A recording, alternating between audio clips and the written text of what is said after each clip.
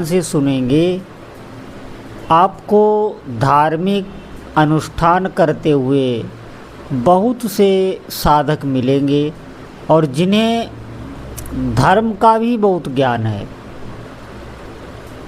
बहुत अधिक धर्म का भी ज्ञान होने पर अगर भगवान के चरणों में प्रेम नहीं है, ये समझने की बात है, तो वो जितना भी धर्म का ज्ञान है वो मात्र एक बुद्धि का भार ही है।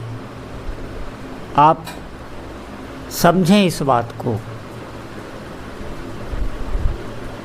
भजन का फल यही है कि हमारी पूरी आसक्ति भगवान के चरणों में हो जाए,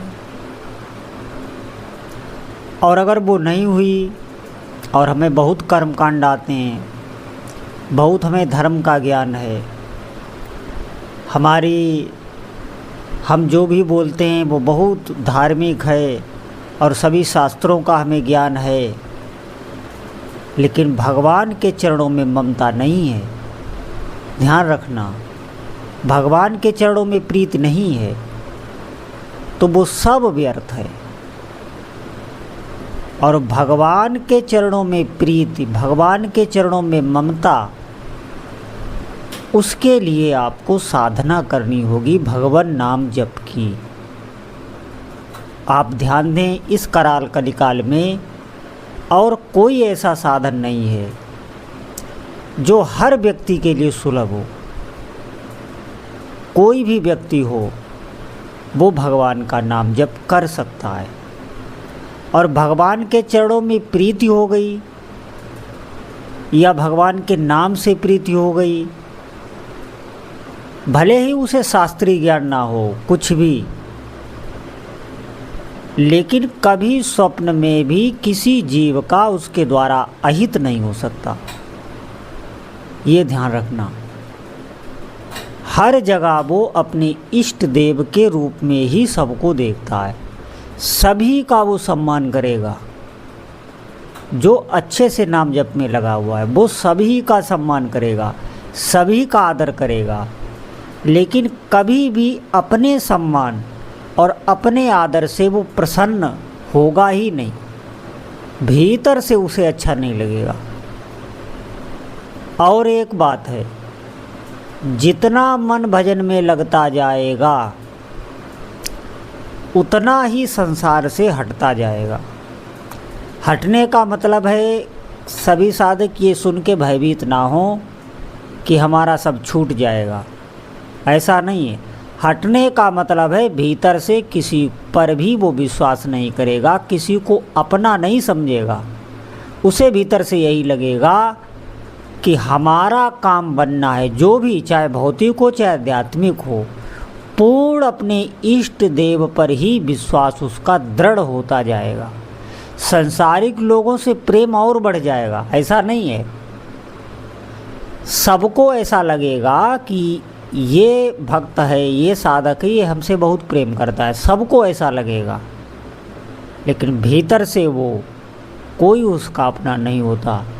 उपास्य देव में उसकी ममता पूरी की पूरी बढ़ती जाती है। जो ममता हमारी इधर उधर फैली हुई होती है वो नाम जब इकट्ठी करके सीधे सीधे इष्ट देव के चरणों में समर्पित कर देता है।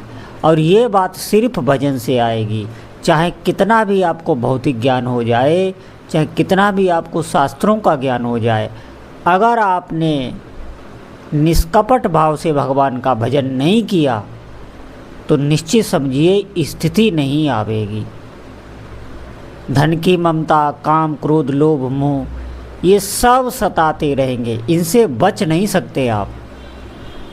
ये भजन की ही सामर्थ्य है कि बिल्कुल अनपढ़ है, कुछ नहीं आता, कोई धार्मिक ज्ञान नहीं, और अगर वो नाम का रटन करने लग जाए तो उसकी वो स्थिति हो जाती है जो अच्छे अच्छे योग से भी प्राप्त नहीं होती, और हर जगह वो उसे प्राप्त हो सकती है। ऐसा नहीं है कोई गृहस्थी साधक है, घर के काम धंधों में उलझा हुआ है, तो विषयी भी है, तो वो निकिष्ट है। निकिष्ट भगवान किसी भी भक्त के कोई कर्म नहीं देखते, ये ध्यान रखना। वो देखते हैं कि ये किस भाव से हमारी आराधना रखता। वो भीतर से प्रीति देखते हैं, सिर्फ प्रीति देखते हैं और कुछ नहीं। निष्कपट भाव से जो भगवान का भजन करने लगता है, चाहे भले ही वो कितना विषयी रहा हो या विषयी हो, भगवान उसे ऐसी स्थिति प्रदान कर देते हैं कि सभी उसे उसके विषय छूट जाते हैं। शास्त्र के अनुसार कब वो चलने लगा उसे पता ही नहीं चलता। ऐसी स्थिति भगवान का नाम जब दे देता है। इसीलिए घबराने की आवश्यकता नहीं है। ये घबराने की बिल्कुल आवश्यकता नहीं है कि हमें कोई ज्ञान नहीं है, कोई शास्त्र ज्ञान नहीं है, मैं पढ़ा लिखा नहीं हूँ, हम भक्ति में कैसे आगे बढ़ सकते हैं। इन सब की भक्ति में आवश्यकता नहीं है। भक्ति में आप नाम रटने लग जाएं, नाम ही भक्ति है। आप किसी भी संत के मूल में देख लेना, उसको अगर ऊंची स्थिति प्राप्त है तो वो निरंतर भगवान का नाम जप कर रहा होगा।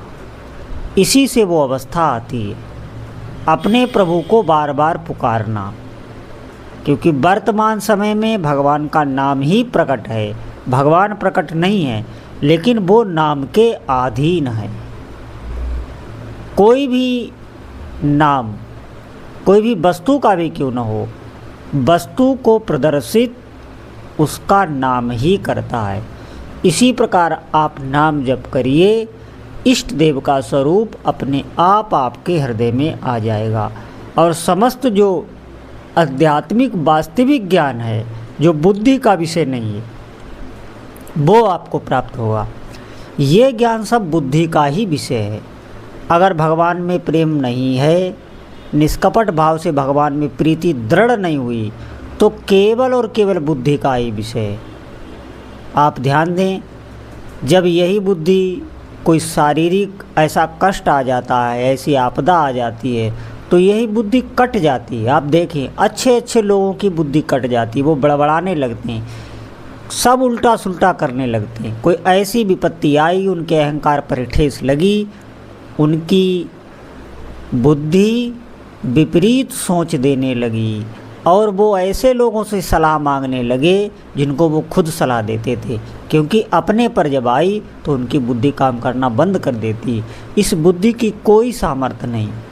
ईश्वर के मार्ग में आप निश्चित मानिए आपका जप ही काम आएगा। जो चेतना है वो पूर्ण भगवान की तरफ समर्पित होने लगेगी। आपका अहम मैं वो भगवान को पूर्ण समर्पित हो जाएगा। और ये सब स्थितियाँ ज्ञान से नहीं आती।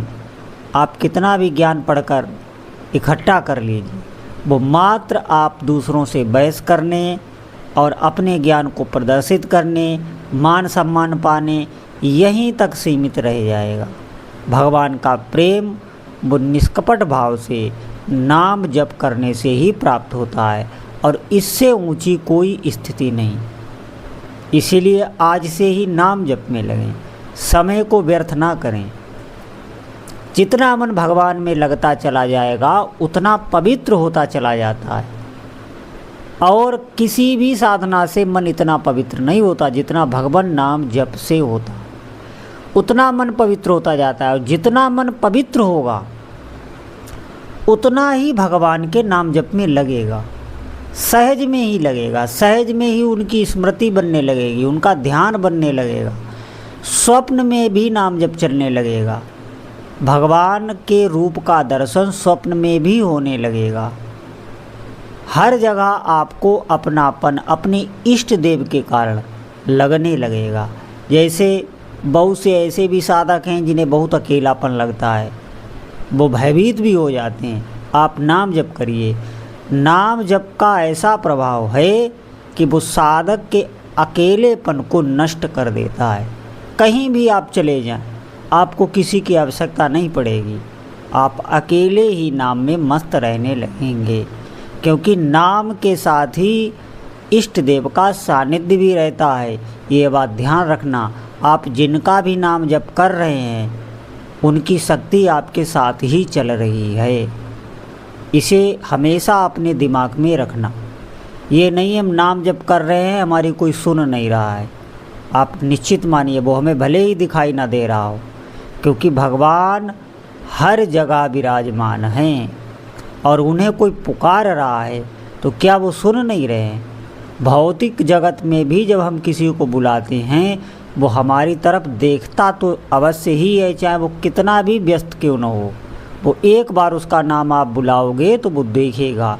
इसी प्रकार पल पल इष्ट देव की सानिध्य हमें मिली हुई है, तभी हम उनका नाम जप कर पा रहे हैं।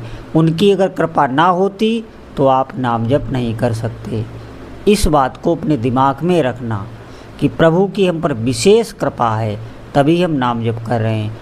और नाम जप से ऐसा कोई भी कार्य नहीं है जो हो नहीं सकता। आप समझें, इससे बड़ा कोई पुण्य नहीं है, कोई धार्मिक अनुष्ठान नहीं है। हाँ, और जो भी धार्मिक क्रियाएं हैं, जो भगवान के उत्सव आते हैं, सभी देवी देवताओं के उत्सव आते हैं, उन उत्सवों में उनकी आराधना करनी चाहिए, ये मना नहीं कुछ भी है, लेकिन मूल में नाम जप ही होना चाहिए। नाम जप करते ही सबकी आराधना, सबकी सेवा करनी चाहिए। तो जितने भी साधक हैं वो आज से ही अधिक से अधिक भगवान नाम जप करें। बोलो जय जय श्री सीताराम।